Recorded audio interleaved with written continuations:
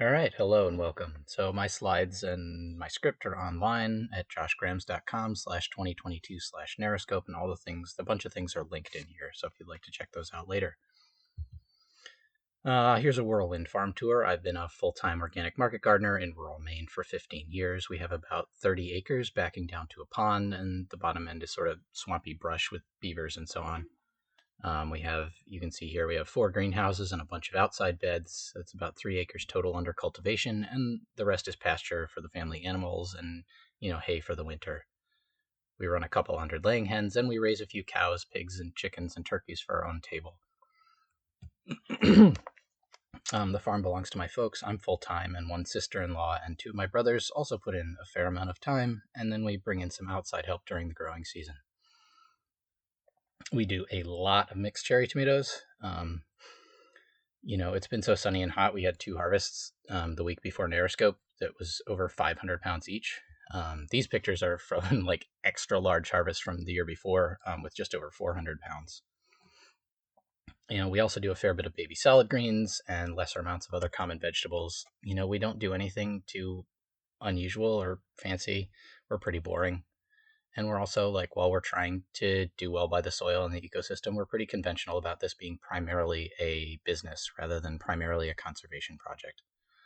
And I am coming at this from a real world perspective, but I'm not suggesting that you put all this realism in games. Like, I'm not going to go make a meticulously detailed organic market gardening simulator 2014, 2024 or whatever that, makes Dwarf Fortress and Crusader Kings look shallow and simplistic, because like, I think that would be that's not the kind of thing that I would play.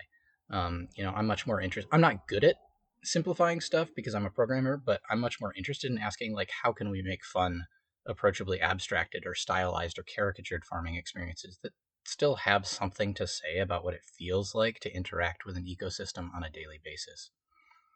So what does that mean to me? I think the interesting thing is to try to entangle the player in the ecosystem, make them dependent on the whims of nature. That's sort of the obvious thing, but also, make their actions ripple through the environment and then, call out those effects later. There's a classic saying, 1 year's seeding is 7 years weeding.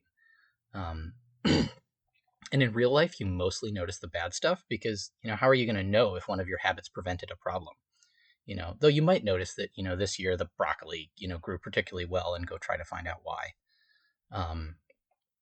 But in a game, we can find more ways to tell the player that they dodged a bullet. Maybe all your neighbors are having a problem and you aren't, or some other character comments that you should be having this problem and they can't understand why you aren't. Another question is, are you going to try to cooperate with the ecosystem, or do you regard it as a problem to be overcome? Farming can be really frustrating. It's easy to see how we got into the current industrial agriculture mindset. If you're just barely scraping by, you may grab at anything that seems likely to reduce some of the uncertainty. And is that a question that you want your game to pose to the player? I like to say farming is like an intense production line environment, crossed with one of the world's most fascinating detective gigs, right? If you don't do the job well, it'll come back to haunt you. If you don't do it fast enough, you won't make enough to pay the bills. And if you aren't always like watching and looking for patterns, you may not notice that you even have a problem, much less figure out why it's happening. And in real life, you certainly have to like the work, the meditative rhythm of weeding, the bending and the kneeling and your fingers in the dirt and looking back to know, and knowing that you've cleared out the competition to let the, vegetables grow strong and healthy, and that the problem will be that much easier next year because these weeds haven't gone to seed. And almost, anyone can do the work, but like I can do it 2 or 3 times as fast as the volunteers and do a better job at the same time. And, like the Jamaicans or the Mexicans or whoever that are here on a, H-2A visa might be another couple times faster than I am even. Here's some videos if you want to follow the links from the slides. These are both from fairly large commercial radishing farms, but you can radish, places that are growing radishes, but you can see that one of these people is way faster than the other. So there's a lot of difference. But I think that learning to do repetitive tasks swiftly and accurately is pretty well explored in games. So I don't want to spend too much time on that, except to, suggest that you should think about whether you want to represent it in your game, either as player skills or character skills or both. And I don't know how far you want to go with this stuff in a light cottagecore fantasy game anyway. As a programmer, as I said, I like enjoy coding simulations and making things complicated. But a rich simulation is a waste of time, or even an outright obstacle. If players can't understand it or it doesn't tell the story you want to tell. And I think there may be ways to give the players some of that feeling without the difficulty. What if 1 in 20 of your crops wasn't saleable, and you had that as sort of a budget to tell the stories about the trials and tribulations of your particular farm without making it a punishment for non-optimal play.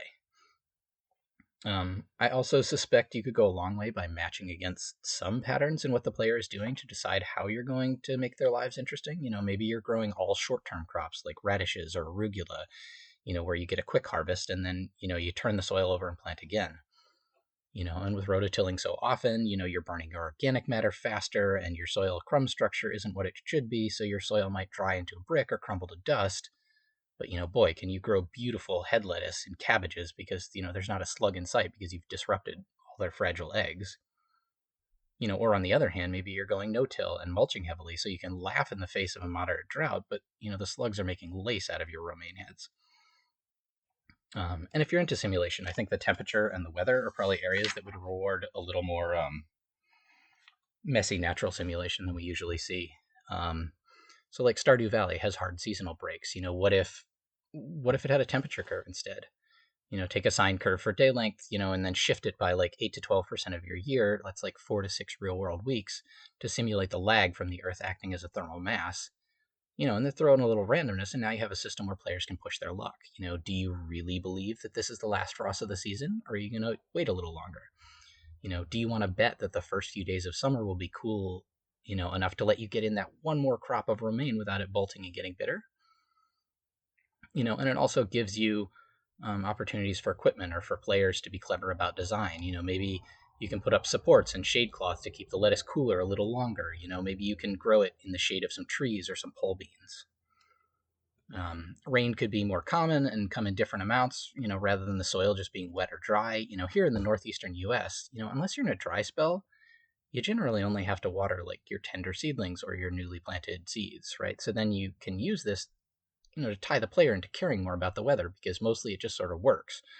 But then maybe you're praying for 3 straight days of sun so you can make hay, or maybe it has been relentlessly sunny and you really, really want a cool gray day to set out your tender transplants before they have to take the full heat of the sun. Or maybe it's been drizzly and rainy every day for weeks and the molds and the fungal diseases are loving it, but also, maybe the mushroom foraging is great. And speaking of foraging, probably many of you remember this patch of spring onions in Stardew Valley. And, when I played Stardew once, I went to pick them and there was, and I was just a screen or two away from here and I ran into the forester. And my first thought, like as a farmer, was like, oh no, she's already picked them, or she's going to tell me like I can't be foraging on her land, or I don't know. And then she's like, I lost my axe. Can you help me find it? And I was like, okay. But then she just stands there, and I'm like, now what? Like, I don't want to lead her to this patch. Like, I want them to be mine. Um, and I kept coming back to check, and she was still there. And I mean, finally, I gave up, and I just went past, and she didn't follow. So I'm like, whew. And then I'm trying to decide, like, okay, I think there were like 10 there. So like, can I take 4? Like, is 5 too many? How many do I have to leave for there to be a bigger patch next year? And of course that's not how the game works. It doesn't care about any of that, right? But what if is that an experience we want to give players? Like, what if we had a game that did? You could have a whole stealth action RPG around foraging. Learn the plant's preferred habitats. Find them, make sure no one sees you. Make decisions around how many to harvest and how many to leave. Are there foraging groups that like share knowledge but maybe jealously guard their harvest locations? What would the landowners think about what you're doing? Are there outsiders who don't care about sustainability and just want to make a quick buck? Like, do you do anything about them? Maybe you let them think they're sneakily following you and then lead them to smaller patches that are less of a loss. Maybe you befriend the landowners and then show up with some lame excuse to like go for a walk in the woods and accidentally run into the poacher. And then there's like a mini game about whether you can keep this just awkward conversation going for so long that they give up and leave. Do you try to educate the landowners so they kick these jerks out? Do you campaign for legislation? And if you're successful, like, how well does it work, and who's harmed by it? What about the people who just harvest a bit for their own table to supplement their diet in the spring when money is tight? Like, is that now illegal because they don't have the time and money for the paperwork and fees to get a permit? Does the game draw a line between foraging and farming, and is there a temptation to cross that line, right? Do you start ripping out the plants that are choking out your favorite forage? Do you see a spot and think, well, that would be perfect habitat for this plant. I'll try transplanting a few here. And actually, regardless of what you think about that, like, how illegal is that in most places? Right, so there are tons of things you could do here, probably more than really fit in any one game. I also mentioned hay, which can take up a lot of people's attention here in the Northeast. Like, you need 2 or 3 full days without rain, because once it's partly dry, it's kind of like tea, right? If you get it wet, the flavor washes out and it's no good anymore. But if you let it get too dry, then the flowers and the smallest leaves, which are some of the most nutritious parts, will crumble and sift out when you're baling it. And some people also swear that when it's just right on the edge of being too wet, it'll ferment a little bit, so it'll be kind of pickled and it'll be more tasty to the animals. But then if it's really too wet, it'll mold, and mold is, likely one of the most dangerous and most common feed contaminants. And also, grass has like the perfect carbon to nitrogen ratio to compost really fast.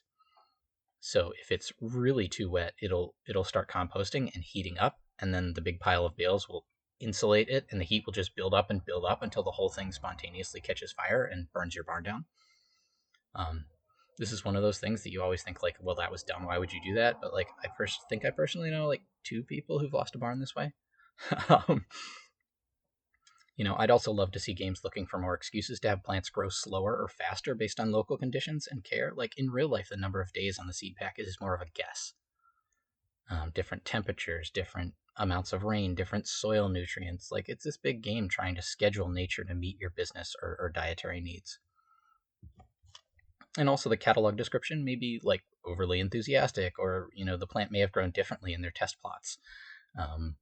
We once tried a cherry tomato that everyone loved, and for us, they were bigger than a golf ball. Like, you couldn't fit a whole one in your mouth, and like, we had to drop them. I still don't know why that was. Like, do we have more better pollinators, better nutrient balance in the soil? Don't know. Yeah, and like, pollination is a whole fascinating thing in its own right. We know it can affect fruit size, and that bumblebees do a much better job of pollinating tomatoes than non-native honeybees that were brought over from Europe, way back when. And if a tomato is like 10% smaller in all 3 dimensions, like, that's 90 times 90 times 90, that's 73%. Like, you've already lost over a quarter of the weight. So it's kind of a big deal, right? And actually, raising bumblebees is relatively new and is like really only done by a couple of companies. But we just found this spiral-bound book, Befriending Bumblebees, this year, and it's pretty cool.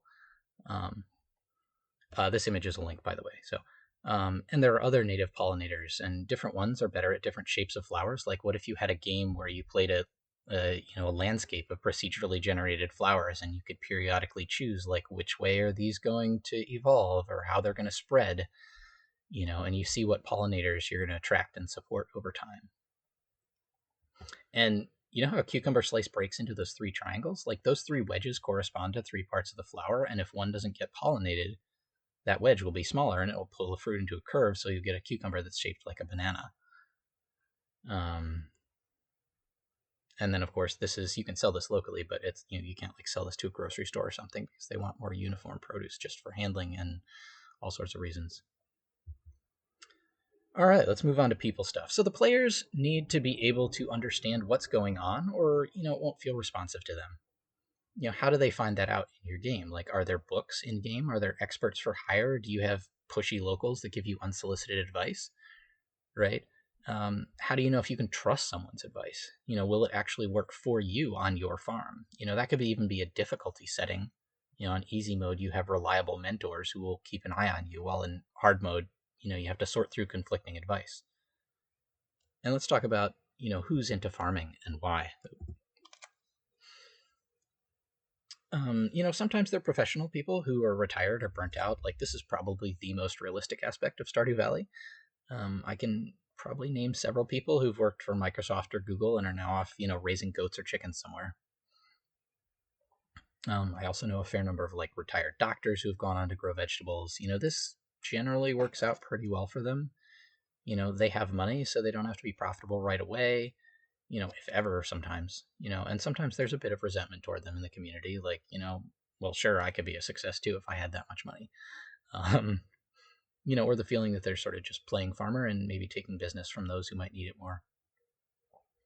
Or there are people who love gardening and they end up doing it as a business. Maybe they run into financial trouble and turn it into a business in a hurry, or they just kind of love it and they want to spend more time doing it, and it becomes a business on the side. Like, I know people who do like all the flower beds in front of the businesses on sort of Main Street in a small town, because they started doing one for a friend, and then sort of more and more people were like, "Ooh, I want you to do mine too." Or they're young people who don't want to get into the rat race in the first place, and um, they like the romance of it, and it's popular and hot now, so they go and try farming. And I think this has sort of mixed results. I mean, it's a lot of work. It's not just playing with cute animals and playing guitar and smoking weed around the campfire. But so some of them do have a rude awakening, but I think most of the people who actually try this sort of fundamentally like that physicality of working in the dirt or working with animal poop, and they get along eventually.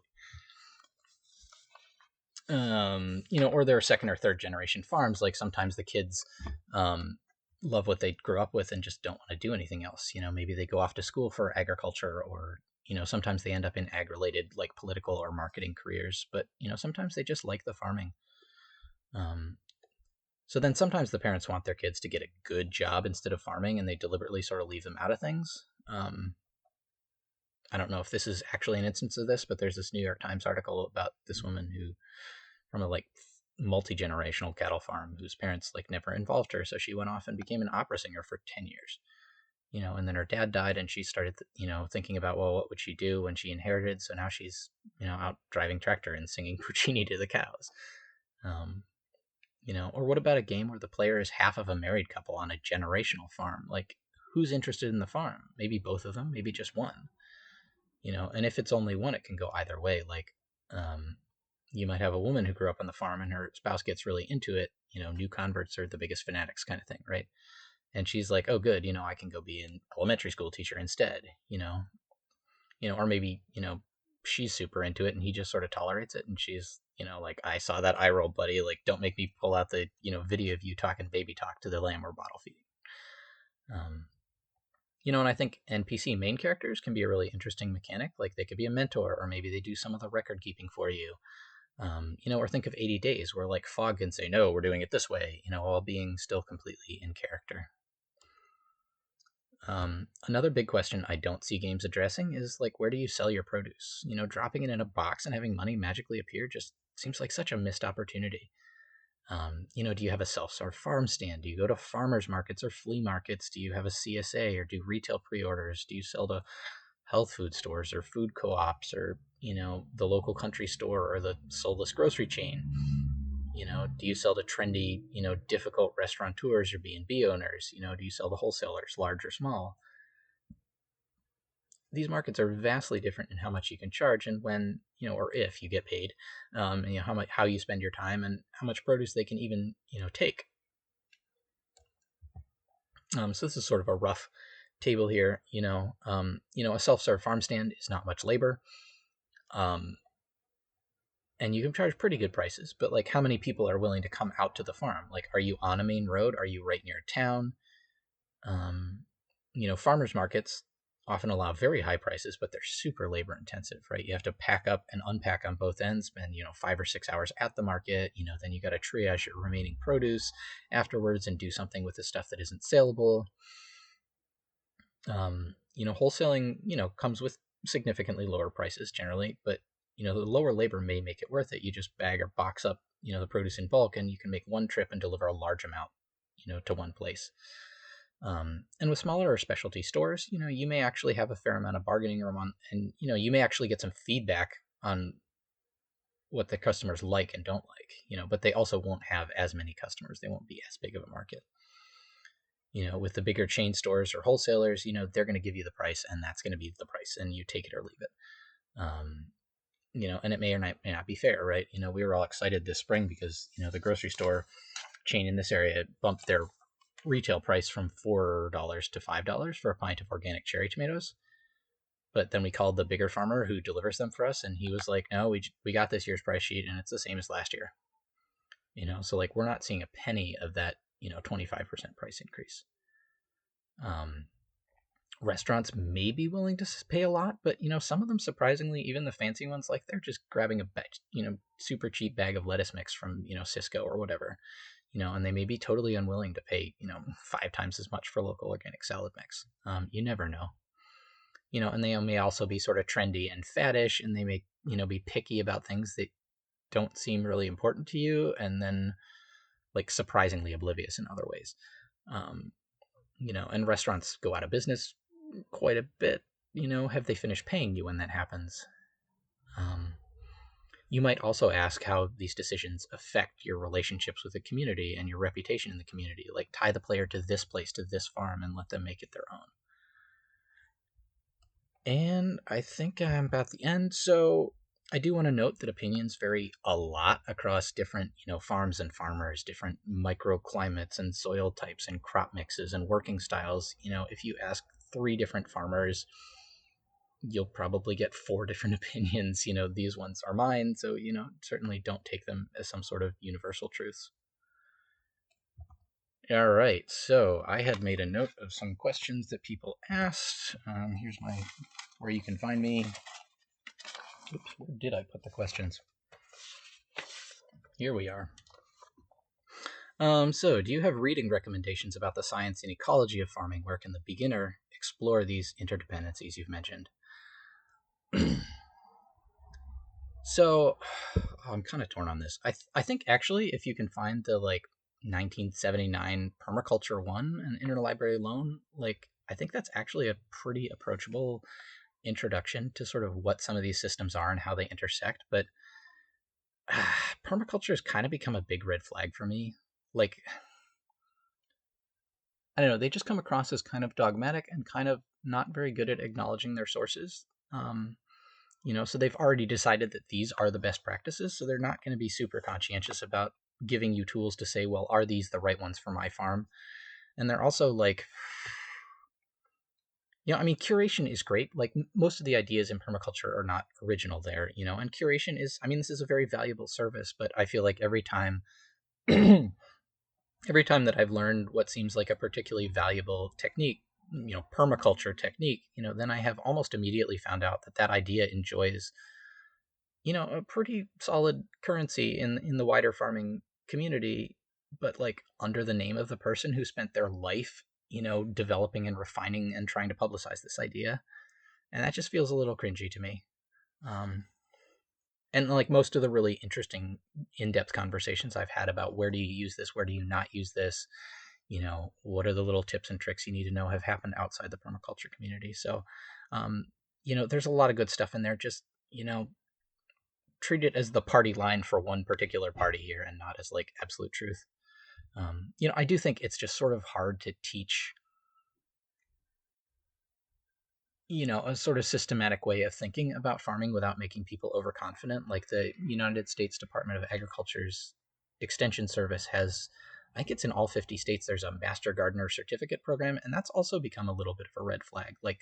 That is explicitly oh, they're supposed to be sort of community volunteers, sort of extensions of government, community educators or sort of monitors of oh, is this invasive pest, coming on earlier, or is there more of it than usual? And so, there are good people who use it, but if somebody comes up and says, I have a Master Gardener certificate, you're you're just somebody who just wants to be visibly educated and in charge and pushy. And, so I think it's just hard to do. But anyway, back to books. For sort of commercial organic market gardening, Elliot Coleman's New Organic Grower is, a classic about how to design and run a small vegetable operation. He's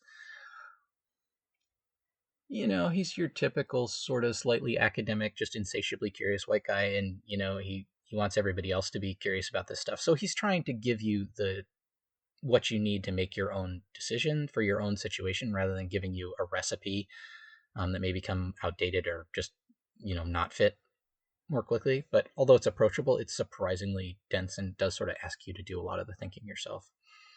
Um, on the easier end of things, I like to recommend, Mel Bartholomew's square foot gardening method. I feel like this would be an especially good fit for thinking about kind of, grid-based farming games. So he talks about gardening in these small, manageable, like 4 by 4 foot plots that then you divide them into 1 foot squares, and then you ask like, okay, how many plants fit in a space and how much food do they produce and how much work does it take to care for them? And it's just a really, I don't know, just a really approachable way to start thinking about this. He had an old PBS TV show. He tells a really good yarn. He's more than happy to tell stories on himself. Um, it seems to have kind of turned into a marketing machine, but I think it's still a really good recommendation. Nancy Booble's The New Seed Starter's Handbook from like 1979, 1980 is this just amazing reference guide compilation of specific details about what things affect seed germination and the growth of young plants. So, temperature, light, timing, how different varieties behave. It's pretty cool. Going more toward animals, Greg Judy does multi-species grazing on largely rented land. So he talks a bit about the way they interact, and he's also doing it as a regenerative agriculture practice. So he talks about, how he's building soil and improving water retention, in the landscapes, and how he interacts with the people he rents from and the surrounding neighbors. I own his book Comeback Farms, but I've read the others and they're good too. Also, I think, there's a lot online, simply searching for like specific nutrient deficiencies in crops, nitrogen, potassium, phosphorus, calcium, iron, can turn up some cool pictures. Check out the various U.S., state agriculture extension services, since, sharing information about agriculture is, pretty much their mandate. And on that note, ATTRA, Appropriate Technology Transfer for Rural Areas, has a whole bunch of handouts on various specific topics. So like vermicomposting, the basics, or, high tunnel grape production and economic analysis. And they're sort of like white papers almost, right? They're designed to help farmers make a quick decision about whether something might be for them and where to look for more information. So they tend to be like short and clear. So if, you have a character who needs a particular background, if they have one on that topic, that might be a really good place to start.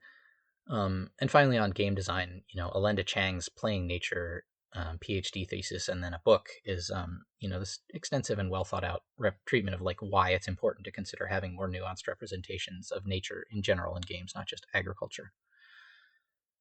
This stuff's all linked in my notes, by the way, from the start of my slides there. Let's see. Question: can you recommend any real-world data sources, e.g., rainfall, that might double as a simulation seed? Like weather, particularly, like the National Weather Service has climate data, weather.gov/WRH/climate, and then you can like click on the map to choose a region. Weather Underground also does.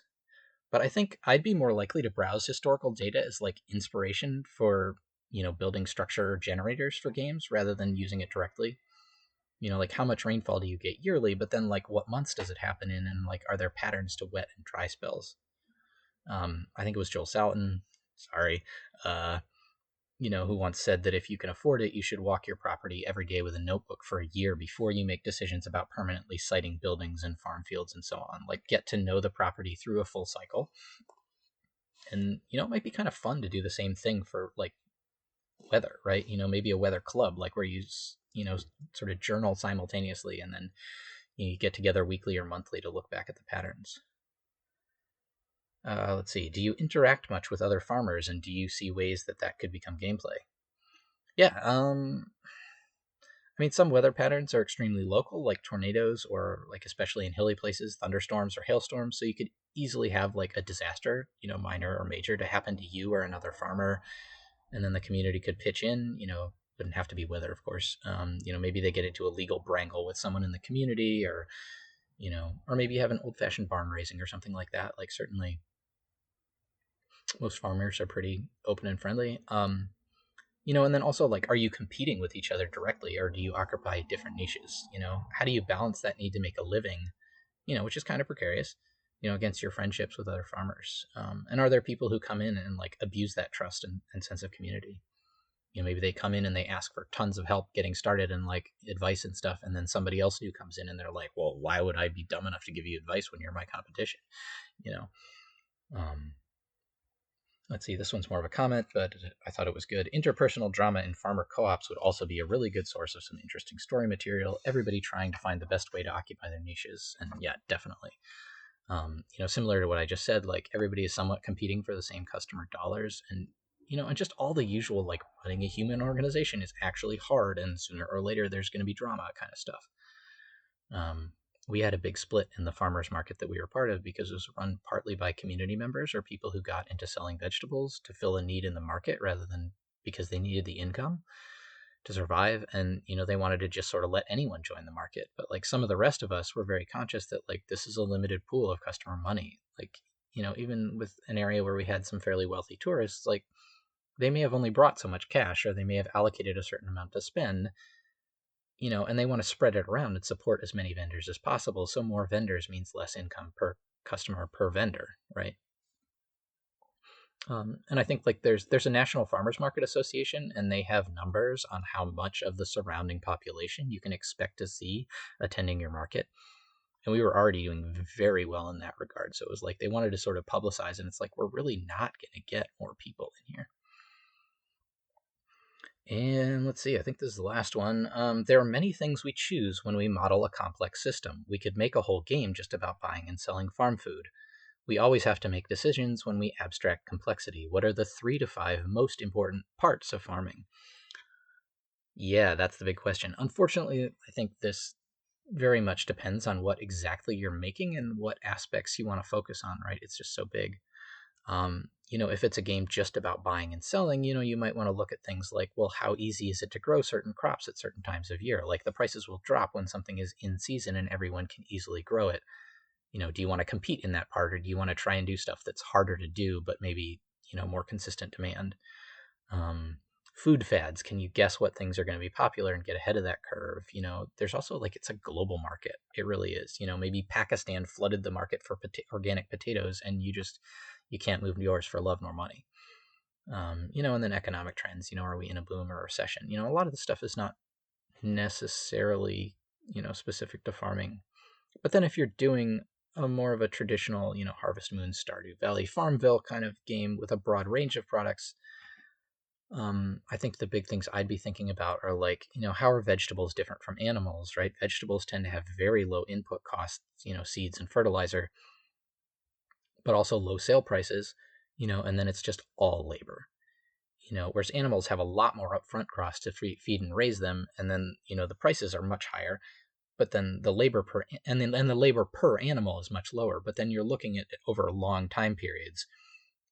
So there's still not a big profit margin, and you still really kind of need to keep your time down. So that's sort of an interesting contrast. And then I think, how does the environment make your life interesting? You have SimCity style disasters. Do you have, ongoing sort of things like pest populations or nutrient imbalances that build up over time? And how much do you simulate, and how much can you fake with just smoke and mirrors and like well-written narrative? For a small vegetable growing simulation, I sort of talked a little bit about this earlier, but I think I'd go with like a yearly temperature and day length curve, and then, some sort of like random precipitation generator that has like droughts and floods. And then for soil nutrition, I think I'd start with like pH that affects the availability of the other nutrients, and then maybe like 3 nutrients for roots and leaves and flowers and fruit. I think Sakuna of Rice and Ruin pretty much kind of does that. Nutrients could also be differently available, and then there's a lot you can do with nutrients, right? They could be differently available in different temperatures, like your tomato seedlings turn purple in the spring because phosphorus is less available in cold soil. They can change availability at different rates in different directions of pH changes. Some of them are water soluble and need to be in solution to be available to the plant, generally, just period. So they'll wash out if there's too much rain or there's flooding or whatever. Snow melt in the spring. They could also interact with each other. Like I think in real life, like calcium and like magnesium and phosphorus tend to compete. So like maybe your phosphorus is low because you've added too much, laying chicken manure and your calcium's too high and it's forcing it out. So like adding more won't help. So there's tons of complexity there that you could add with just, you don't need a lot of nutrients, I think. Yeah, well, I think that's about what I've got. So thanks for listening. And yeah, again, my slides and notes and answers here are all at joshgrams.com/2022/NarraScope. Thanks for listening.